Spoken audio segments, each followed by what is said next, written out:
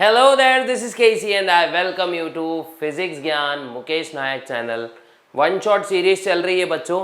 कोशिश करेंगे पूरा का पूरा चैप्टर सिंगल स्ट्रोक में ख़त्म करने की। MHT CET के लिए बहुत इंपॉर्टेंट सीरीज है और आपको ये चीज़ें मैं अंडरलाइन कर रहा हूँ टेक्स्ट बुक्स में, बिकॉज हमको टेक्स्ट बुक की अगर पूरी चीज़ें मालूम रही तो MHT CET के रास्ते क्लियर हो जाएंगे। तो याद रखो बच्चों, सेल स्ट्रक्चर एंड ऑर्गेनाइजेशन की बात चल रही है, ठीक है। तो सेल स्ट्रक्चर एंड ऑर्गेनाइजेशन जो है बच्चों, सबसे पहले हमको तो क्या करना है, डेफिनेशन देखना है कि भाई सेल की क्या है। तो क्या होता है भाई, cell is called the structural and functional unit of life of all organisms capable of independent existence and can perform all the functions of life। इतना बोलने से अच्छा भाई, structural and functional unit of life is called as a cell. ये बात आप लोग को अच्छे से याद रखनी है बच्चों कि सेल से ही बहुत सारी, मतलब पूरे ऑर्गेनिज्म हम लोग सेल से बिल्डअप हुए हैं। तो ये अच्छे से आपको याद रखना है, ठीक है। उसके बाद देखो बच्चों, सिंपल, सबसे पहला माइक्रोस्कोप ल्यूवेनहोक माइक्रोस्कोप दिख रहा है ना आप लोग को, ठीक है। ये माइक्रोस्कोप है भाई हमारा इसके पहले का। अब देखो यहाँ पे कुछ हिस्ट्री है इसकी। हाँ, to see cell clearly we need microscope. Larger cell can be seen through simple microscope, but to see smaller cell we require compound microscope. कभी कभी क्या होता है बच्चों, ये चिल्ली सा क्वेश्चन आ सकता है। Simple microscope can magnify image up to 50 to 100 times, but जो कंपाउंड माइक्रोस्कोप है इसकी मैग्निफिकेशन लगभग 1000 टाइम्स होती है बच्चों, ठीक है। तो इसीलिए मोस्टली छोटे छोटे सेल्स को देखने के लिए कंपाउंड माइक्रोस्कोप का इस्तेमाल किया जाता है। To see interior of the cell we need electron microscope, है ना। एक इलेक्ट्रॉन की बीम होती है, वो ऑब्जेक्ट से टक्कर मार के वापस हमारे रेसिपी बोल रहा हूं अपना रिसीवर तक आती है और हमको उसकी एक इमेज फॉर्म होती है, ठीक है। याद रखो, अब हमारा जो लीवेनहोक का माइक्रोस्कोप है, ठीक है, ये कुछ ऐसा दिखाई पड़ता था। तो ये भी अच्छे से ध्यान रखना। सेल देखो बच्चों, अलग अलग टाइप्स के होते हैं और अलग अलग साइज के होते हैं, ठीक है। ये भी याद रखना है आपको। फिर हम इसमें और क्या क्या चीजें याद रख सकते हैं। हाँ चलिए, the cell size vary greatly in various plants and animal cell. Some of them are not visible with naked eye, some of them are barely visible, ठीक है, and some of them are macroscopic। ये बात याद रखो। Smallest cell बच्चों देखो, ये smallest cell can be seen in mycoplasma। देखो mycoplasma है, देखो smallest cell size can be seen in mycoplasma, मतलब mycoplasma is the smallest cell। आपको याद रखना है। उसके मेजरमेंट देख लो बच्चों, 0.3 micrometre in length. Bacterial cell 3 to 5 microns का होता है बच्चों ये बैक्टीरियल सेल। ये भी आप लोग को याद रखना है। थोड़ा सा मैं क्या करता हूँ, इसको रेड कर लेता हूं, ठीक है। फिर उसके बाद में ऑस्ट्रिच का अंडा, ये सबसे बड़ा सेल है बच्चों, ये 15 सेंटीमीटर्स तक का होता है। फिर लॉन्गेस्ट सेल हमारे नर्व सेल्स होते हैं, ये भी आप लोग को याद रखना है। ये कुछ इंपॉर्टेंट पॉइंट है जो सीईटी में पूछे जाते हैं बच्चों, ठीक है, यहां से। तो ये आप लोग को याद रखना है। You have already know that the cell theory was proposed by Schleiden and Schwann। तो सेल थ्योरी का जनक कौन है बच्चों, Schleiden and Schwann। However, this theory was there was no explanation about formation of new cell। अब Rudolph वर्चाउ नाम के scientist थे 1885, इन्होंने फर्स्ट टाइम बोला कि न्यू सेल कहां से आते हैं। तो उन्होंने बोला न्यू सेल डिवीजन से आते हैं, और जो कि प्रीवियस सेल के अंदर होता है। तो इसी को उन्होंने बोला ओमनिस सेल्यूला ई सेल्यूला। तो रूडोल्फ वर्चाउ की थ्योरी है ओमनिस सेल्यूला ई सेल्यूला, ये आपको याद रखना पड़ेगा, ओके। छोटी छोटी चीजें हैं, बड़ा बड़ा इंपैक्ट है, ओके। अब देखो, टोटी potency, it is the capacity of a potential capacity or the potential of living nucleated cell to differentiate and divide to form any other type of cell and thereby complete organism। मतलब ऐसी cell की tendency या बोलो ability जिसकी वजह से cell पूरा का पूरा इंटायर ऑर्गेनिज्म जनरेट कर सकता है, अलग अलग टाइप के सेल्स को बना सकता है, इसको ही कहा जाता है टोटीपोटेंसी। अच्छे से याद रखना मेरे बच्चों, ठीक है। अ सेल इज टोटीपोटेंट। अब सेल टोटीपोटेंट क्यों होता है? Because it has entire genetic information of the organism in its nucleus, ठीक है। इंटायर ऑर्गेनिज्म की जो जेनेटिक इंफॉर्मेशन होती है उसके न्यूक्लियस में होती है। Embryonic animal cells are totipotent and termed as stem cell. तो एम्ब्रियोनिक एनिमल सेल्स जो होते हैं वो टोटीपोटेंट कौन से होते हैं? वो अपने स्टेम सेल्स होते हैं, ठीक है। Stem cells have great medical application, ठीक है। ये तो आपको बायोटेक्नोलॉजी नाम के चैप्टर में देखने को ही मिल रहा होगा, ठीक है। अब अच्छे से देखना है मेरे बच्चों, ये देखो बच्चों, ये वाले बॉक्सेस नहीं छोड़ने आप लोग ने, इसको अच्छे से रीड करना। German botanist Matthias Schleiden exclaimed number of plants and concluded that various tissues of plants are composed of different types of cell. At that time, a British zoologist, Theodore Swan, proposed that cell are bound by thin membrane. मतलब अलग अलग cell जो है tissue के वो thin membrane से मतलब bounded रहते हैं, या फिर सेल के आजू बाजू भी एक थिन मेम्ब्रेन होती है। He also explained about existence of cell wall and unique character of plant cell. On the basis of his observations, he proposed that animals and plant are made up of cell and products of cell. ये आपको याद रखना है। फिर postulates of modern cell theory क्या बोलती है बच्चों? All living organisms are made of cells. Living cells arises from pre-existing cells. Cell is the structural and functional unit of life. Total activities of cell are responsible for activity of organism. मतलब cell के अंदर जो भी चल रहा होता है वो ऑर्गेनिज्म की एक्टिविटी के लिए भी उतना ही जरूरी होता है। Cell shows transformation of energy. Cell contains nucleic acid जैसे DNA and RNA in the nucleus and cytoplasm. ये आपको अच्छे से याद रखना होगा। अब देखते हैं बच्चों काइंड्स ऑफ सेल।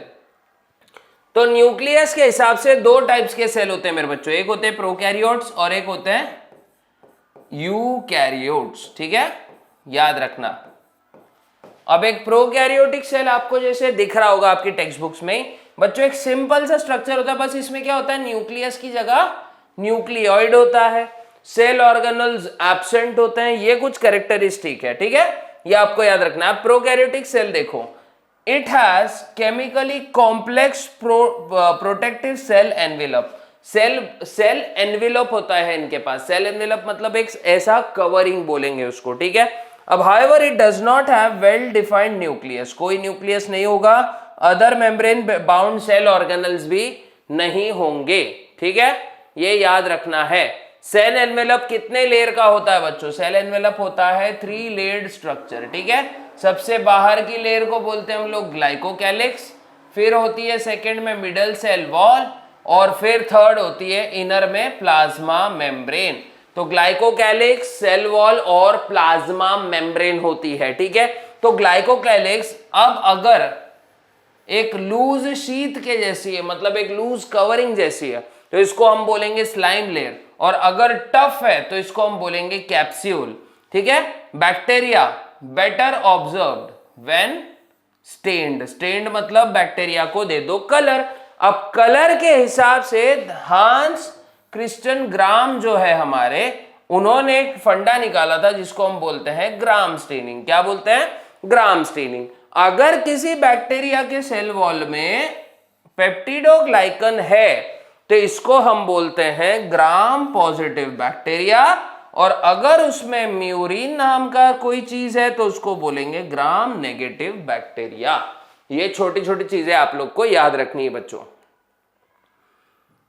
अब इसका काम क्या है? It gives mechanical strength to the cell. Cell membrane is a phospholipid bilayer. ये भी याद रखो कि फॉस्फोलिपिड बाइलेयर से बनी होती है cell membrane. All this structure gives protection to the cell and also helps in intercellular transport. The motile bacteria either cilia और flagella are found। Motile bacteria में क्या होते हैं? सीलिया या फिर फ्लैजेला, दोनों में से कोई एक स्ट्रक्चर हो सकता है। उसके बाद some other surface projections are the tubular pili, पिलाई भी हो सकता है, जो cell to cell intercellular communication के लिए हेल्प करता है। फिर इसमें फिम्ब्रिया भी होते हैं भाई, क्लिंगिंग अपैरेटस बोलेंगे जिसको, जो क्या करेंगे, दीवार या किसी सरफेस से बैक्टीरिया को अटैच करने के लिए बहुत ज्यादा हेल्प करेंगे। ठीक है, ये भी अच्छे से याद रखना है बच्चों। कैसे याद रखना है? अच्छे से याद रखना है। ठीक है, the cell membrane show in foldings, cell के अंदर क्या होती है बच्चों? इन फोल्डिंग्स होती है, जिसको हम बोलते हैं मेसोजोम्स। क्या बोलते हैं? Mesosomes, which helps in wall formation, cellular respiration and DNA replication. ठीक है, ये याद रखना। मेसोजोम का काम क्या है? सेल्यूलर रेस्पिरेशन, डीएनए रेप्लिकेशन और क्या है थर्ड वाला? देखो, वॉल फॉर्मेशन में भी हेल्प करता है। सम बैक्टीरिया, कुछ होते हैं जैसे फोटोसिंथेटिक, जैसे cyanobacteria, show more longer extensions, जिसको अपन बोलते हैं chromatophores. They carry photosynthetic pigment. तो बच्चों, साइनोबैक्टीरिया में क्रोमैटोफोर्स जो होते हैं ये फोटोसिंथेटिक पिगमेंट कैरी करते हैं, बिकॉज इनके पास क्लोरोप्लास्ट नहीं होता है, दैट्स वाई इनके पास क्रोमैटोफोर से इनको काम चलाना पड़ता है। ठीक है, the cytoplasm contains dense particles called as ribosomes. Cytoplasm के अंदर होते हैं राइबोसोम, जो कि प्रोटीन बनाने में हेल्प करते हैं मेरे बच्चों। किस में हेल्प करते हैं? प्रोटीन बनाने में। कौन हेल्प करता है? राइबोसोम हेल्प करते हैं। ठीक है, ये याद रखना। Ribosomes are described by their sedimentation rate, कि कितना जल्दी वो कहीं पे सेटल होते हैं किसी फ्लूइड में, तो इसको बोला जाता है बच्चों स्वेडबर्ग बोला जाता है। क्या बोलते हैं इसके यूनिट को? स्वेडबर्ग। तो बैक्टीरियल सेल में 70S राइबोसोम होता है। What is this S? Svedberg. And Svedberg किसका यूनिट है? सेडिमेंटेशन रेट का। इसका मतलब क्या है? कोई पर्टिकुलर पार्टिकल कितनी जल्दी नीचे बॉटम पे सेटल होता है, इसको हम मोजते हैं या नापते हैं सेडिमेंटेशन यूनिट से, जिसको हम स्वेडबर्ग कांस्टेंट बोलते हैं या फिर स्वेडबर्ग बोल सकते हो। ठीक है, स्वेडबर्ग यूनिट बोल सकते हो। अब ये 70S राइबोसोम दो सब यूनिट से बना होता है, एक 50S और एक होता है 30S। ठीक है, एक होता है 50S और एक होता है 30S, ये बात याद रखना।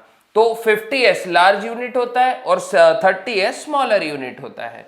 और जब ये दोनों कंबाइन होते हैं तो 100 और 80 होना चाहिए ना बच्चे, वैसे नहीं रहता है। दोनों जब कंबाइन हो जाते हैं तो दोनों का स्पीड थोड़ा बढ़ जाता है, मतलब 70S हो जाता है। ठीक है, याद रखना। अब ये देखो बच्चों, ये तो सबको इस खतरनाक से इंसान का नाम मालूम है, रॉबर्ट हुक। फिर बाद में परकिंस एंड मॉहल, इन्होंने मॉहल बना दिया था प्रोटोप्लाज्म की डिस्कवरी करके। कमिलो गोल्जी ने गोल्जी बॉडी का शोध लगाया। रॉबर्ट ब्राउन न्यूक्लियस ढूंढ के निकाले। Balbiani discovered the Balbiani rings, या फिर Balbiani discovered chromosome in salivary glands of Chironomus larva. बच्चों ये बात याद रखो कि भाई बाल्बियानी बॉडीज कहां पे मिली थी, तो सिरोनोमस लार्वा में पाई गई। फ्लेमिंग ने सेल डिवीजन को स्टडी किया और माइटोसिस नाम का कॉन्सेप्ट को कॉइन किया। Potter discovered endoplasmic reticulum, porter नाम है बच्चों इसका। पिसीबेंडा माइटोकॉन्ड्रिया, ठीक है, और लास्ट में सीधी दुए लाइसोसोम की डिस्कवरी। इसमें सिरोनोमस लार्वा वाला पॉइंट बहुत इंपॉर्टेंट है, टिक करके रख लो मेरे बच्चों। ठीक है, शायद आपको आ गया तो मजा आ जाएगा एकदम। उसके बाद always remember genetic material in bacteria में single chromosome made up of circular and coiled DNA, it remains attach to mesosome, ये याद रखो। फिर मेसोसोम से जेनेटिक मटेरियल अटैच रहता है। This DNA undergoes a very typical replication pattern called as theta model, ये याद रखो बच्चों, थीटा मॉडल ऑफ रेप्लिकेशन से ये गुजरता है। DNA is not associated with histone, ये भी याद रखो, बैक्टीरियल सेल में डीएनए हिस्टोन से कंबाइंड नहीं होते हैं, hence not referred to as chromatin. तो यहां पे हम डीएनए को क्रोमैटिन नहीं बोल सकते मेरे बच्चों, बहुत अच्छे से सुनो, क्योंकि हम कंफ्यूज कर देंगे दोनों कॉन्सेप्ट में, यूकैरियोटिक और प्रोकैरियोटिक में। ठीक है, besides chromosomal DNA many bacteria show plasmids, ये इंपॉर्टेंट है बच्चों, बैक्टीरिया शोज प्लाज्मिड, मतलब प्लाज्मिड मतलब ये एक्स्ट्रा क्रोमोसोमल डीएनए होता है जिसके पास एबिलिटी होती है रेप्लिकेशन की, ये बात भी याद रखना। They are termed as extra chromosomal self replicating DNA molecule. So plasmid का डेफिनेशन क्या बनता है? Extra chromosomal self replicating DNA molecule, ये आपको अच्छे से याद रखना है। They are of two types, एक होता है F plasmid for reproduction and एक होता है R plasmid for resistance against antibiotics. ठीक है, ये बात याद रखो मेरे बच्चों। Then cytoplasm of prokaryote is a pool of necessary materials like water, enzymes, elements, amino acids. ठीक है, ये सब उसमें रहता है। Some inclusion bodies in the form of organic and inorganic granules are also found। ठीक है, इंक्लूजन बॉडीज भी रहती है जैसे सैनोफाइसियन स्टार्च एंड ग्लाइकोजन्स। ये छोटी छोटी चीजें बच्चों ये याद रखनी है आपको। उसके बाद यूकैरियोटिक सेल देखते हैं बच्चों, तो ये जितने भी cells of protist, plant, animals and fungi, ये जितने भी सेल है ये पूरे के पूरे कैसे होते हैं? यूकैरियोटिक होते हैं। ठीक है, the eukaryotic cell have different shape, इनके शेप्स बहुत अलग होते हैं, size, physiology, but all the cells are typically composed of plasma membrane, cytoplasm and its organelles. ठीक है, जैसे ऑर्गेनल्स में क्या आएगा? माइटोकॉन्ड्रिया आएगा, ईआर आएगा, ribosome, Golgi bodies, Golgi complex, are and true nucleus, ये सब एक यूकैरियोटिक सेल में आपको दिखेगा कॉमनली, भले शेप कैसे भी हो, साइज कैसा भी हो। ठीक है, देन कंपोनेंट्स देखो, सबसे पहला तो देखते हैं भैया सेल वॉल देखते हैं। तो सेल वॉल कैसी होती है? रिजिड होती है, सपोर्टिव होती है एंड प्रोटेक्टिव होती है। आउटर रहती है प्लाज्मा मेम्ब्रेन के बाहर, प्लांट्स में मिलेगी। ठीक है, देखो कहां मिलेगी? Plant cell, fungi and some protist. Alga show presence of cellulose, galactans, monones and minerals like calcium carbonate in cell wall. In other plant it is made up of hemicelluloses, ये याद रखो, पेक्टिन, लिपिड्स एंड प्रोटीन्स। तो cell wall में ये सब रहता है plant cell के। एल्गी के इसमें मैंने बताया सेल्यूलोज, गैलेक्टन्स, मनन्स, तो CGM याद रखो, है ना? सेल गैल मैन। ठीक है, सेल गैलमैन याद रख लेना। Microfibrils of plant cell show presence of cellulose which is responsible for rigidity. Some of the depositions of cell wall are silica, जैसे ग्रास में पाया जाता है, ये एमसीक्यू पॉइंट है बच्चों। ठीक है, सिलिका कहां पर मिलेगा आपको? ग्रास में। Cutin, cutin epidermal wall of land plants, land plants मतलब जो भी जितने भी प्लांट्स दिखते हैं उसकी एपिडर्मल वॉल्स पे तुमको क्यूटिन दिख जाएगा, मोस्टली लीव्स पे दिखेगा बच्चों। ठीक है, फिर सुबेरिन एक वाटरप्रूफ कंपाउंड होता है, एंडोडर्मल सेल्स ऑफ रूट में पाया जाएगा। वैक्स, लिग्निन, लिग्निन अपना डेड टिश्यूज में पाया जाता है प्लांट के।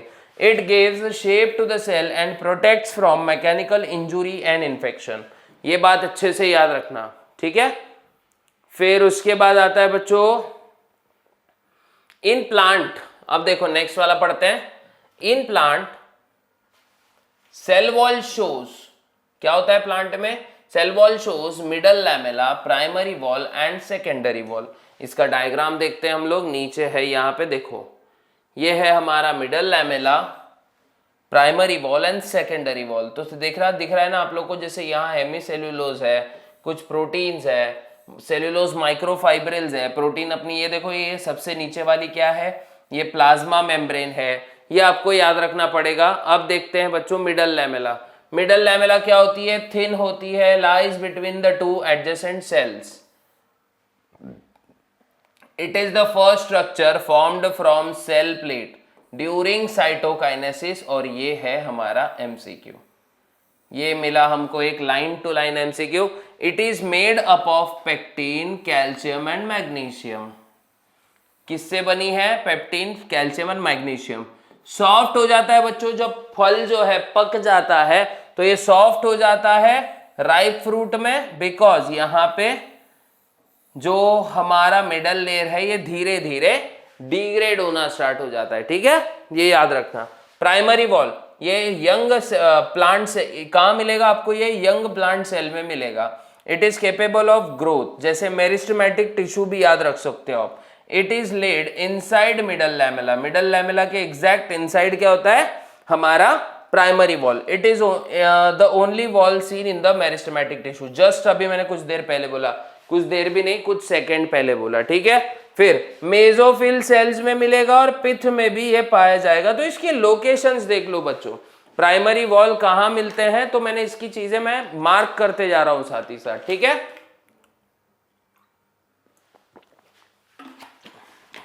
अब बढ़ते आगे, प्लीज कहीं ना भागे।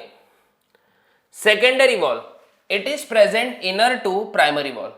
Once the growth of primary wall stop, secondary wall is laid. जैसे ग्रोथ रुकेगी सेकेंडरी वॉल दिखेगी। Thickening is absent which leads to formation of pits, याद रखना, at some places.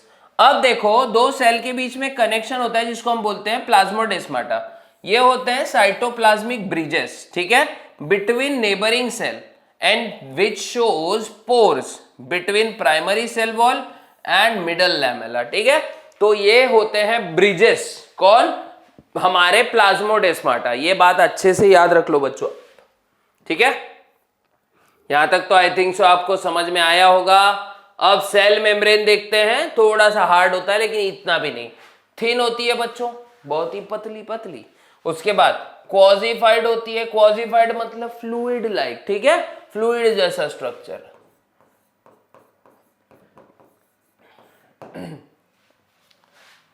present both extracellularly and intracellularly. Cellularly it is present around protoplasm and intracellularly it is present around most of the cell organelles in eukaryote। मतलब बाहर से अपने protoplast की membrane और अंदर cell के अंदर कहां पे होते हैं, अपने सेल ऑर्गेनल्स के अंदर, ठीक है। थिकनेस ऑफ बायोमेम्ब्रेन कितनी होती है बच्चों, 75 एंगस्ट्रॉम, बहुत पतली होती है। Under electron microscope cell membranes appears trilamelate made up of 3 layers, ठीक है। It shows presence of lipids, most of the time phospholipids arranged in bilayer format, ठीक है। phospholipid कैसे अरेंज होते हैं, बाइलेयर्स के फॉर्म में। उसके बाद याद रखो, so phospholipids are amphipathic, ठीक है। उसके बाद इसमें क्या होते हैं, फॉस्फोलिपिड में क्या होता है, एक हाइड्रोफिलिक हेड होता है और एक हाइड्रोफोबिक टेल होती है, ठीक है। ये बात याद रखना है। तो हाइड्रोफिलिक टेल जो होती है, हाइड्रोफोबिक टेल जो होती है वो अंदर की तरफ होती है और फिलिक हेड जो होता है वो बाहर की तरफ होता है। Cell membrane show presence of proteins and carbohydrates. Ratio of proteins and lipids varies in different cell. For example, in human being RBC show approximately 52% protein and 40% lipid। direct MCQ point, ये याद रखना है। अब देखो fluid model है इसका, it is most accepted model of cell membrane. It was proposed by Singer and Nicolson, ठीक है। यहां तक याद रख लेना है बच्चों। According to this model it is made up of phospholipid bilayer and protein. तो कोई भी हमारा जो प्लाज्मा मेम्ब्रेन है ये किससे बना है, फॉस्फोलिपिड बाइलेयर और प्रोटीन से। जैसे देखो ये ऊपर वाली लेयर है और ये नीचे वाली लेयर है और बीच में क्या होते हैं बच्चों, प्रोटीन्स होते हैं। Proteins are like icebergs in the sea of lipid, ये बात याद रखना है। Proteins can change their position, मतलब बहते रहते हैं नैया के जैसे, कश्ती में गोते लगाते रहते हैं, नहीं गोते नहीं बोलेंगे उसको, कश्ती के जैसे टहलते रहते हैं, है ना, पूरे के पूरे समंदर में। Some proteins are intrinsic, that is occurs at different depth। दिख रहा है ना, कुछ कुछ यहाँ, कुछ कुछ बीच में होंगे ऐसे, कुछ कुछ एकदम ऊपर की तरफ आएंगे, तो इनको इंट्रिंसिक प्रोटीन कहा जाएगा बच्चों, जो अलग अलग डेप्थ पे होते हैं। अब ये याद रखना है, they span the entire thickness of the membrane, so they are called as transmembrane protein. They forms channel, which protein, जो अपने ट्रांस मेम्ब्रेन प्रोटीन है, जैसे ये जो प्रोटीन चैनल्स दिख रहे हैं ना आपको, ये वाले, ये येलो कलर से बताएंगे इसको, एक मिनट, ये दिख रहा है ना ये वाले, ये प्रोटीन्स जो है ये होते हैं प्रोटीन चैनल्स। मतलब सर्टेन सब्सटेंसेस को क्या करते हैं, ये सेल के अंदर एंट्री देते हैं। ये बात आपको अच्छे से पता होनी चाहिए। ओके, शायद मैं अब आगे बढ़ जाता हूं। अब देखो, for the passage of water extrinsic और peripheral proteins are found on two surfaces, मतलब बाहर के सरफेस पे या अंदर के सरफेस पे जो सरफेस प्रोटीन्स होते हैं उनको एक्सट्रिंसिक प्रोटीन बोला जाएगा। Quasi fluid nature of lipid enables lateral movement of proteins. This ability to move within the membrane is measured as fluidity. अब fluidity का मतलब क्या होता है? जो भी चीज बह सकती है उसके पास होती है fluidity. That's why हमारी प्लाज्मा मेम्ब्रेन भी fluidity वाला कॉन्सेप्ट शो करती है। ये अच्छे से याद रखना है बच्चों। मेन फंक्शन क्या है प्लाज्मा मेम्ब्रेन का? ओके, क्या है प्लाज्मा मेम्ब्रेन का? Transport of molecules across it, selectively permeable होती है, इंपॉर्टेंट चीजों को जाने देगी, बेकार की चीजों को रोक देगी, और यही होता है अपने प्लाज्मा मेम्ब्रेन का काम। अंदर से बेकार चीज बाहर निकाल दो, बाहर से अंदर अच्छी चीज जाने दो, ये होता है प्लाज्मा मेम्ब्रेन का काम। बाहर से कोई बुरी चीज जा रही है तो उसको बोलो रुक जा भैया, वहीं रुक जा, आना नहीं है तुझको यहां पे, ठीक है? ये बात याद रखना है मेरे बच्चों। अब during passive transport, many molecules move across the membrane without spending energy. Some solutes move by simple diffusion, ठीक है, along the concentration gradient. Neutral solutes may move across the membrane by process of simple diffusion. This is called passive transport, or through water by osmosis. During active transport, few ions or molecules are transported against the concentration gradient. तो यहां पे जब active transport होता है तो लगती है हमको energy against the concentration gradient. ऐसा समझ लो, आप लोग को क्या करना है, जमीन से पानी टंकी में चढ़ाना है, तो आपको मोटर चालू करनी पड़ रही है। इसका मतलब क्या हो रहा है, वहां पे एनर्जी लग रही है, तो आप एक्टिवली पानी ऊपर चढ़ा रहे हो। लेकिन अगर आपने टंकी में पूरी पानी चढ़ा दिया और नीचे टैप खोला तो टैप में से पानी अपने आप आ जाता। पानी कॉन्सेंट्रेशन ग्रेडियंट के अगेंस्ट नहीं, अब अलोंग द कॉन्सेंट्रेशन ग्रेडियंट आ रहा है। इसका मतलब वहां पे एनर्जी नहीं लग रही है। तो जहां एनर्जी नहीं लगेगी वहां होगा पैसिव ट्रांसपोर्ट, और जहां लगेगी एनर्जी वहां होगा एक्टिव ट्रांसपोर्ट। ये अच्छे से याद रखो बच्चों। फिर क्या आएगा इसमें? हाँ, अब जैसे सोडियम और पोटेशियम जैसे आयन्स है, इनके लिए अलग पंप्स होते हैं बच्चों, ठीक है, और यहां एनर्जी के हिसाब से काम चल जाता है। अब देखते हैं cytoplasm. The cell contains a ground substance called as cytoplasm और matrix, और इसी को साइटोसोल भी बोला जाता है। This colloid jelly-like material is not static, it shows streaming movement. इसको ये कंटिन्यू एक मूवमेंट में रहता है, और मूवमेंट ऑफ साइटोप्लाज्म को बच्चों साइक्लोसिस बोला जाता है। क्या बोला जाता है? साइक्लोसिस बोला जाता है। बच्चों आपके लिए पूरी टेक्स्ट बुक खंगाल के दे रहे हैं, ठीक है, तो क्या करना है, जाके फटाफट शेयर कर देना है दोस्तों के साथ कि एमएचटी सीईटी में बच्चों टेक्स्ट बुक का बहुत ज्यादा मायने होते हैं। अगर आप टेक्स्ट बुक ठीक से करके चले गए, आपको कुछ भी अलग से करने की जरूरत नहीं है। नो डाउट आपको न्यूमेरिकल्स वगैरह सबकी प्रैक्टिस करनी पड़ेगी, एमसीक्यूज की प्रैक्टिस करनी पड़ेगी, लेकिन अगर आपकी टेक्स्ट बुक सही तरीके से रीड है, बहुत अच्छे तरीके से रीड है, तो आपको लगभग 65% आपका काम वहीं पे हो जाता है। बाकी जो 45% है, सॉरी 35% है, बाकी आपकी एमसीक्यू प्रैक्टिस होती है बच्चों।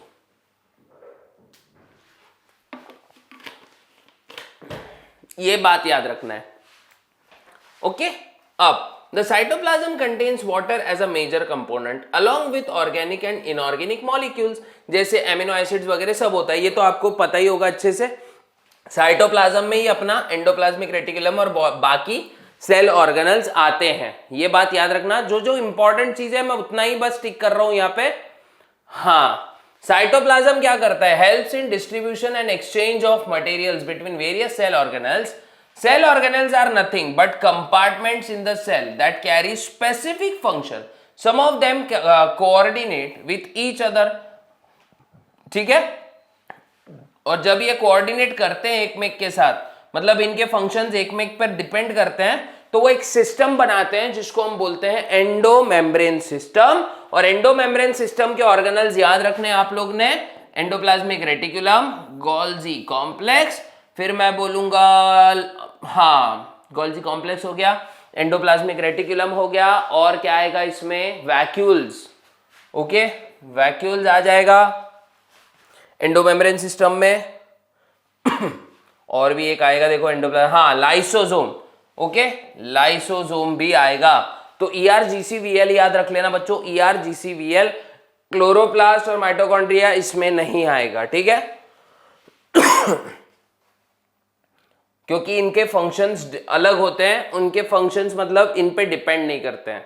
तो याद रखो एंडोप्लाज्मिक रेटिकुलम बच्चों, अच्छे से याद रखो, ये छोटा सा नेटवर्क होता है साइटोसोल के अंदर। कहां नहीं होगा, ओवम और मैच्योर्ड आरबीसी में एंडोप्लाज्मिक रेटिकुलम नहीं होगा, याद रखो। अंडर इलेक्ट्रॉन माइक्रोस्कोप ये एक नेटवर्क जैसा दिखेगा ट्यूब्स और सैक्स का। अब यही ट्यूब या सैक को हम बोलेंगे सिस्टर्ना, जो कि कनेक्टेड होते हैं। 50% of the total membrane of eukaryotic cell, देखो it forms more than 50% of the total membrane of the eukaryotic cell. This divides the cytoplasm into two parts, one within lumen of endoplasmic reticulum जिसको हम लैमिनल cytoplasm बोलेंगे, और एक होता है non लैमिनल जिसको हम, जो कि ऐसा साइटोप्लाज्म होगा जो एंडोप्लाज्मिक रेटिकुलम के बाहर आएगा। जैसे फॉर एग्जांपल मान लो ये एंडोप्लाज्मिक रेटिकुलम है मेरा, ठीक है, ये कनेक्टेड है। तो जो साइटोप्लाज्म इधर आ रहा है अंदर, यहां पे या इसके अंदर खुद के भी, तो ये लैमिनल साइटोप्लाज्म होगा, और जो ऐसे बाहर को एग्जिस्ट कर रहा है यहां पे, वो होगा नॉन लैमिनल साइटोप्लाज्म। ये आपको अच्छे से याद रखना है। मेम्ब्रेन ऑफ साइटोप्लाज्म या फिर endoplasmic reticulum is continuous with in nuclear envelope at one side. Nucleus के एग्जैक्ट बाजू में होता है, देखो दिख रहा है ना, ये न्यूक्लियर एनवेलप, और उसके एकदम बाजू में एंडोप्लाज्मिक रेटिकुलम की हमारी कतारें ऐसी शुरू हो जाती है, ठीक है, ये बात याद रखना है। It is the intracellular supporting framework and helps in maintaining the position of various cell organelles. तो ये भी इसका बहुत इंपॉर्टेंट काम है। दो टाइप के होते हैं बच्चों, स्मूथ एंड रफ। स्मूथ मतलब यहां पे राइबोसोम नहीं होंगे, रफ मतलब यहां पे राइबोसोम होंगे। स्मूथ का काम लिपिड सिंथेसिस और डिटॉक्सिफिकेशन, रफ का काम प्रोटीन सिंथेसिस, ठीक है। ये याद अच्छे से ही रख लियो बच्चों, एकदम अच्छे से रहना चाहिए। देखो ये हमारा साइटोप्लाज्म है, एक दूसरे से कनेक्टेड है, लेकिन ये कनेक्टेड नहीं होता है। ओके, ये है गोल्जी बॉडी। ज्यादा ही जूम हो गया था, एक मिनट। ओके, चलो आगे बढ़ते हैं भाई। अब देखो rough endoplasmic reticulum is primarily involved in protein synthesis, है ना। जैसे these proteins are secreted by ribosome attached to the rough endoplasmic reticulum and are called secretory proteins, ठीक है। तो जो भी प्रोटीन्स हमारे राइबोसोम से बनते हैं उनको हम सेक्रेटरी प्रोटीन्स बोलते हैं, मतलब एंडोप्लाज्मिक रेटिकुलम से बनने वाले प्रोटीन्स को बोलते हैं हम लोग secretary protein. these proteins gets wrapped in membrane that buds off from transitional region of ER। तो ये कुछ इतना खास है नहीं, लेकिन हाँ ER। अब देखो प्रोटीन्स कौन से फॉर्मेट में ट्रांसपोर्ट होते हैं बच्चों, तो ये वेसिकल्स के फॉर्म में ट्रांसपोर्ट होते हैं। Rough ER is also involve in formation of membrane. ये भी अच्छे से याद रखो बच्चों, मेम्ब्रेन फॉर्मेशन में RER का बहुत इंपॉर्टेंट फंक्शन है। The ER membrane grows in place by addition of membrane proteins and phospholipids to this own membrane. Portion of these expanded membrane are transferred to other components of the endomembrane system, ठीक है। अब देखो यहां पे Golgi complex. Golgi complex में देखो भाई, Golgi apparatus भी बोल सकते हो, गोल्जी बॉडीज भी बोल सकते हो। काम क्या है इसका, मैन्युफैक्चरिंग कम पैकेजिंग यूनिट होता है ऑफ सेल, प्लस इसका काम होता है ट्रांसपोर्ट करना। फिर 0.5 से लेके 1 माइक्रोमीटर तक रहेगा। ये भी मेम्ब्रेनस सैक से बनेगा जिसको हम सिस्टर्नी बोलेंगे। लेकिन इसकी सिस्टर्नी और उसकी सिस्टर्नी में फर्क क्या है, एंडोप्लाज्मिक रेटिकुलम की सिस्टर्नी अटैच्ड होती है, इसकी सिस्टर्नेज अटैच्ड नहीं होते हैं। ये अच्छे से याद रखना है बच्चों। सेल में have few to several cisternae depending on its function. The thickness and molecular composition of two membranes of Golgi complex differs from each other. Golgi sac shows specific orientation in the cell. ये बात याद रखना है, इसका orientation एक specific manner में होता है। Each cisternae has forming cis face, मतलब इसको एंट्री फेज भी बोला जाता है, जहां से एंडोप्लाज्मिक रेटिकुलम का सिक्रीशन एंटर करेगा। फिर एक होता है ट्रांस फेज, जहां से पैकेज वैकेज होने के बाद वेसिकल के फॉर्म में चीजें बाहर निकल जाएंगी। जैसे देखो ये है सिस फेज और लास्ट में ये है हमारा ट्रांस फेज, दिख रहा है ना, ये ट्रांस फेज। चीजें यहां से एंटर करेगी और लीव यहां से करेगी बच्चों। ये आपको अच्छे से याद रखना है, ठीक है, बहुत अच्छे से याद रखना है। इसके बाद हम क्या कर सकते हैं, लाइसोसोम देखो बच्चों, lysosomes can be considered as dismantling and reconstructing unit, restructuring unit of cell. They are membrane bound vesicle containing hydrolytic enzymes. ये एंजाइम के नेचर पे क्वेश्चन आ जाता है कि एंजाइम कौन से होते हैं अपने गोल्जी बॉडीज में, तो हाइड्रोलाइटिक एंजाइम्स होते हैं बच्चों। Enzymes in lysosomes are used by mostly eukaryotic cells to digest macromolecules. ये बात याद रखना। The lysosome enzymes show optimal activity in acidic pH. ये भी आपको याद रखना है कि लाइसोसोम के एंजाइम्स की एक्टिविटी एसिड में सबसे ज्यादा अच्छी होती है, ये भी आपको याद रखना है। फिर the list of lysosomal enzyme includes hydrolases, जैसे amylase, protease, lipase. These enzymes are in inactive state and are activated only when lysosome comes in contact with another particular organelle to form a hybrid structure. After the action of enzyme is over, the lysosome is reinformed and reused. और आपकी मालूमात के लिए बोल दूं, lysosome जो है ये गोल्जी बॉडी ही फॉर्म करता है, ये भी आप लोग को याद रखना है। ओके, अब देखो लाइसोसोम दिखता कैसे है, कुछ इस तरह दिखता है, देखो दिख रहा है ना, ये फंगस लगा हुआ बटाटा वड़ा जैसा। ओके बच्चों, अब यहां पे देखते हैं लाइसोसोम, इसका नेचर कैसा होता है, पॉलीमॉर्फिक, मतलब इसके अलग अलग रूप होंगे। We can classify lysosomes as primary, ठीक है, फिर सेकेंडरी और लास्ट में आता है रेसिडुअल बॉडीज। कितने टाइप्स देखे, primary, secondary and residual bodies. Primary में देखो क्या होता है, विच आर, देखो primary lysosomes which are nothing but membrane bound vesicle in which enzymes are in inactive state. तो जो भी लाइसोसोम जिसमें एंजाइम इनएक्टिव स्टेट में होंगे इसको हम प्राइमरी लाइसोसोम बोलेंगे। Secondary lysosomes are hybrid lysosome which are formed by fusion of lysosome with endocytic vesicles containing materials to be digested, represented as heterophagic vesicles। मान लो लाइसोसोम हमारा mitochondria से जुड़ जाता है तो ये एक हाइब्रिड लाइसोसोम होगा, ठीक है।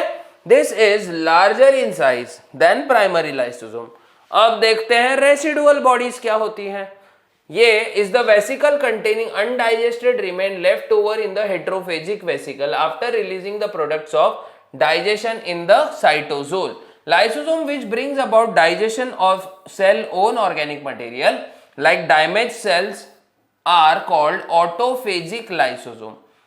इसी को हम सुसाइड बैग्स बोलते हैं, सुसाइड बैग्स। तो ऑटोफेजिक लाइसोसोम्स होते हैं, इनको सुसाइड बैग बोला जाता है बच्चों। पूरे लाइसोसोम्स को हम नहीं बोल सकते, ओके, ये बात याद रखो।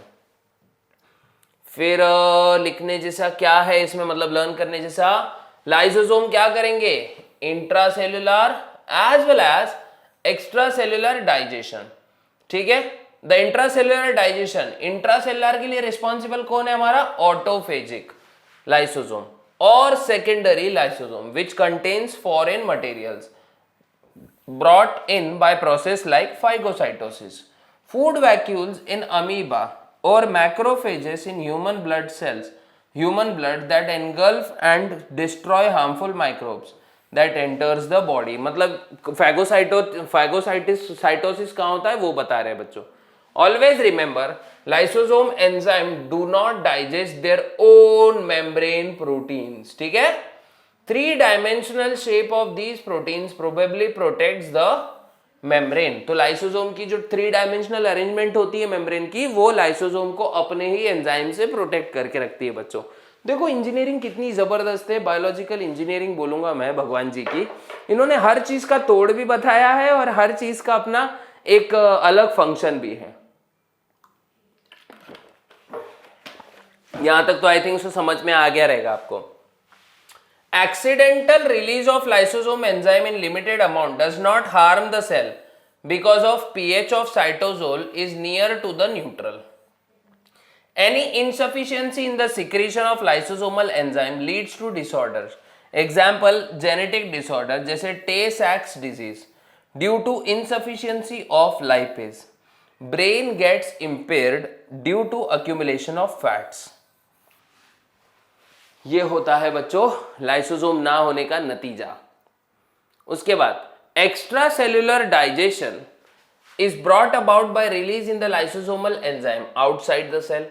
एग्जाम्पल क्या है? Acrosome, a cap like structure in human sperm is a modified lysosome. और ये है मोस्ट इंपॉर्टेंट एमसीक्यू, हमारा मोस्ट इंपॉर्टेंट पॉइंट बोलेंगे. जो स्पर्म में एक्रोसोम होता है वो मॉडिफाइड लाइसोसोम होता है बच्चों. ठीक है? These enzyme brings about fertilization by dissolving protective layers of ovum. और एक्रोसोम क्या करता है? हाइलुरोनिडेज नाम का एक एंजाइम रिलीज करता है. ठीक है?